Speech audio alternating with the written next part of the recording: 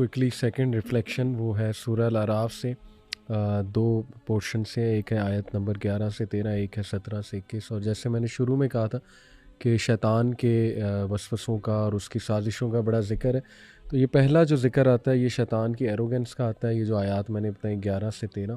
تو اس حوالے سے ایروگنس کی ڈیفینیشن پہلے تو ہم سمجھ لیں کہ نبی صلی اللہ علیہ وسلم نے صحابہ کو بتایا کہ ایروگنس اچھے کپڑے پہننا نہیں ہے، وہ تو خوبصورتی ہے، لیکن یہ کہ ایروگنس ہے حق کو جھٹلانا اور کسی کو نیچا دیکھنا، اپنے سے کم تر سمجھنا۔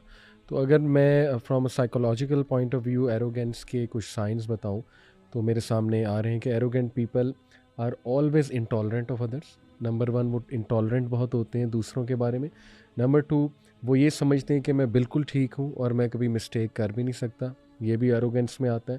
اس کے بعد جو ہے وہ arrogance wears people down and ages them, it has a severe impact on their psychological and physical well being, and these people who are spiritually weaker than others are called unable to make a pleasant gesture, a sign of love or appreciation or an encouragement۔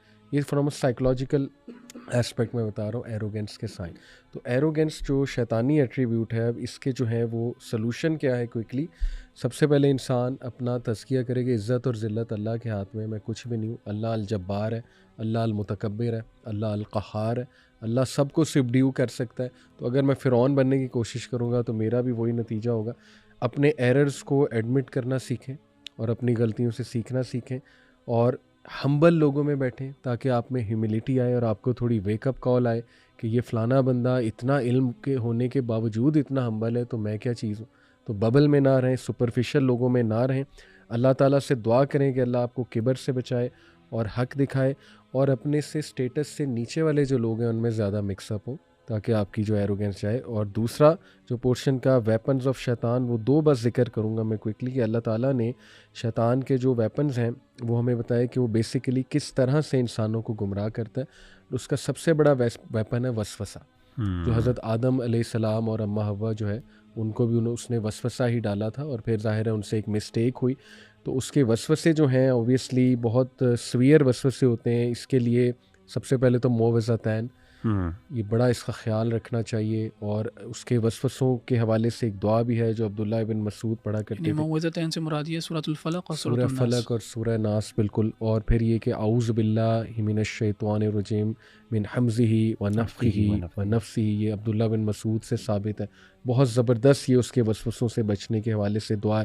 نماز میں وسوسے آئیں 3 بار سپٹ کیا جائے اور یہ دعا پڑھی جائے۔